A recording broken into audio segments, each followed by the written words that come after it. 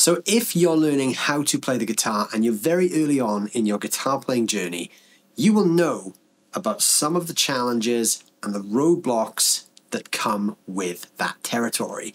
Now, you may feel that it's something you are alone with, but that's not the case. There are thousands of guitar players who are probably struggling with the exact same thing that you are struggling with. And the good thing is, there's usually quite a simple answer that will help you get past that. I've been playing guitar for over 20 years and I too have experienced all the roadblocks you could possibly imagine when I was starting my guitar journey as well.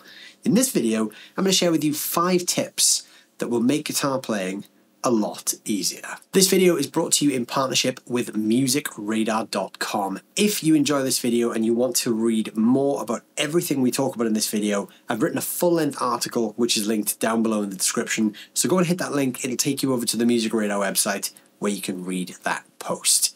So now we're going to talk about the 5 things that will make guitar playing easier.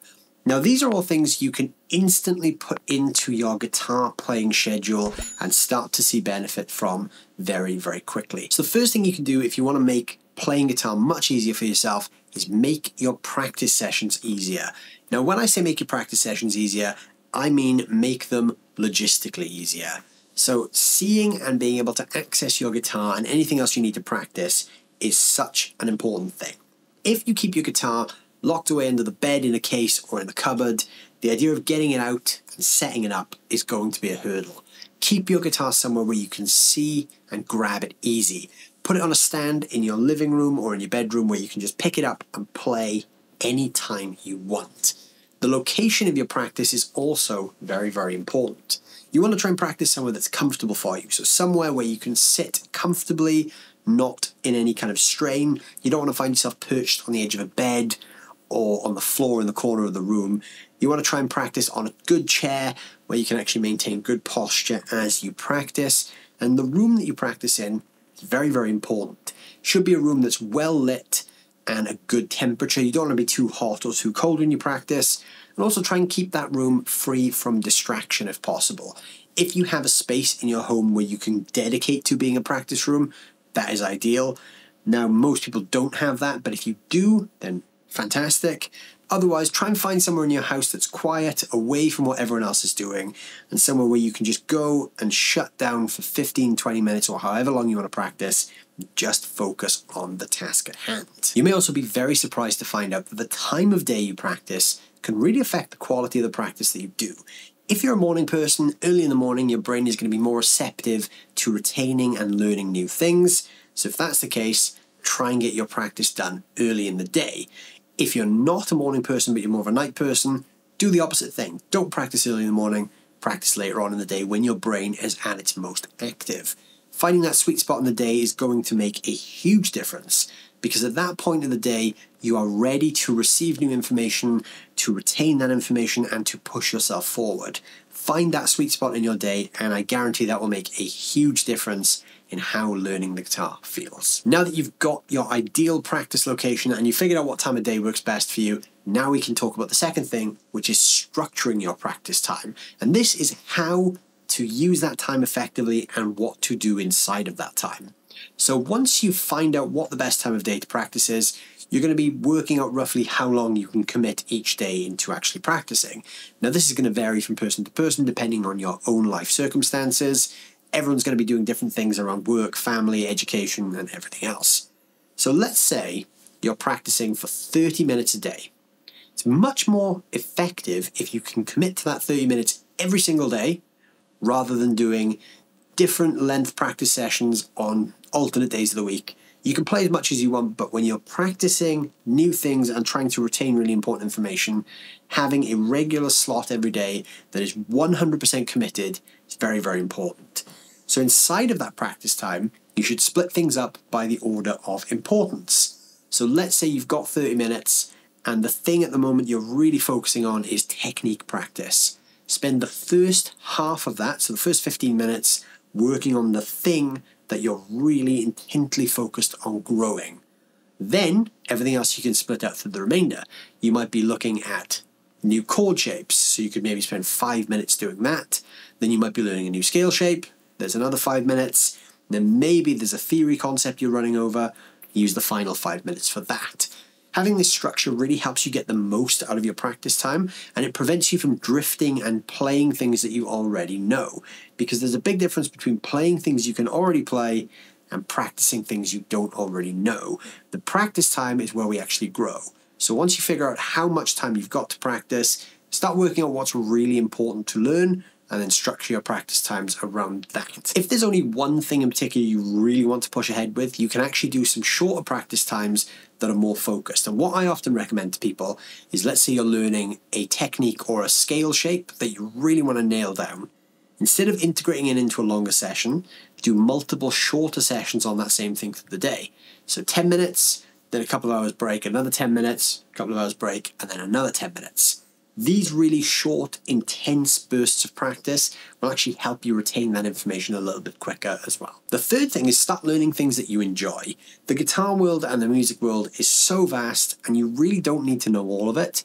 The real trick to growth is learning what you want to learn. Don't spend time focusing on things that are not going to be enjoyable to learn, because that's going to make the whole process feel like a chore.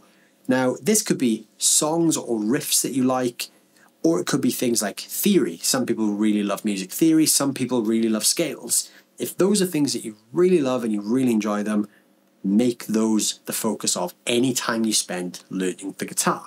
Because really, this process is for you to enjoy. So the more you enjoy what you put into it, the more you're going to get back out of it. So learn the things that inspire you and make you want to play the guitar. The fourth thing is to play with other musicians. So whether you've got a friend in your area who is also learning guitar, or there's a drummer you know, or a singer that you know, make something together, because this is a great way to build up your listening skills.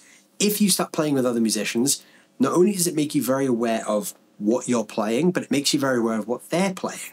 And this ability to listen to other people and react is a very, very important skill in music, because if you're going to start your own band or you want to play along with your favorite songs, being able to listen to something and react accordingly is an essential skill. So you need to be able to focus on what you're playing and focus on what someone else is doing, and make those two things sit in perfect harmony. Playing with other musicians is also just a fun thing. It makes the learning process less isolated, breaks us out of our comfort zone a little bit, and it allows us to just share the idea and the fun of learning with someone else. It does make a big difference if we enjoy it, and it's a lot of fun just to make music with other people. The fifth thing is a little bit of a mechanical thing, and this is making sure your guitar is set up correctly. Now, there are a load of different things you can do to set up a guitar correctly, and I'm going to preface this by saying, if this is something you don't want to do yourself, go on the internet and look up who your local guitar repair person or your local guitar luthier is. Take your guitar to them and get them to do this for you. It really doesn't take much time, and it really doesn't cost a lot of money, but it makes a huge difference. Now, a guitar being set up correctly means that everything on the guitar is set as it should be, and the idea is that everything is put in a certain way so the guitar feels as easy as possible to play. Because if your guitar feels easy to play, you're not going to struggle when you're practicing things, especially things that are difficult. Now, the most common thing is what's called the string action. This is the height of the string from the frets on the fretboard. So as a general rule, a higher string action means these strings are further away from the frets, so I have to put more pressure and push harder to get the string to contact the frets. This is one of the big reasons why many new players find their guitars are hard to play, because the action is going to be very high. This is going to make everything a little bit harder because our fingers are working harder. Lowering the action means we don't have to push down the strings as far to actually contact the frets, which then translates to an easier playing experience. So if that's something you're experiencing, you can lower the action. On this guitar, it's done with an Allen key on the bridge saddles. The overall principle is the same for every guitar, but depending on what guitar you have, the way you're going to do this is going to look slightly different. But like I said, you can do this easily yourself, or you can take it to a local luthier or tech. They will do this for you. But having your guitar set up correctly is going to make a massive difference in how it feels in your hand. And I'm going to give you guys a quick bonus tip. Have fun. Remember, you started playing this thing because you wanted to. This is something you want to enjoy doing, So even practicing and getting through those difficult things should be a fun process. And that's why I said learn things that you enjoy and play with other people, because that is fun. If we have fun when we're learning, even when we're learning difficult things, it makes the entire process of learning much less of a chore. What you don't want is to get into bad habits of really seeing practice time as being this big hurdle that you have to go through. That is only going to make you not want to practice. So if you can have fun and remember why you started playing guitar in the first place, it will make the idea of practicing and working hard so much more enjoyable, and it will make that such an easier thing for you to do. Have fun with it, enjoy it, and ultimately remember why you started doing it, because you wanted to. No one's going to force you to practice, and no one's going to force you to play. You should always do it for yourself. So try your best to enjoy every step of the process. And I promise you, if you enjoy it, it does make it feel easier, because you will then hit your goals much faster, because you won't be put off the idea of sitting down and practicing. So there you go. There are some tips and tricks that I've learned in all my years of guitar playing that I want to pass on to you that will make playing guitar easier for you. If you've got any tips that have helped you out on your journey, let me know down below in the comments. I'd love to see what things you guys have done along the way that have helped you improve as guitar players.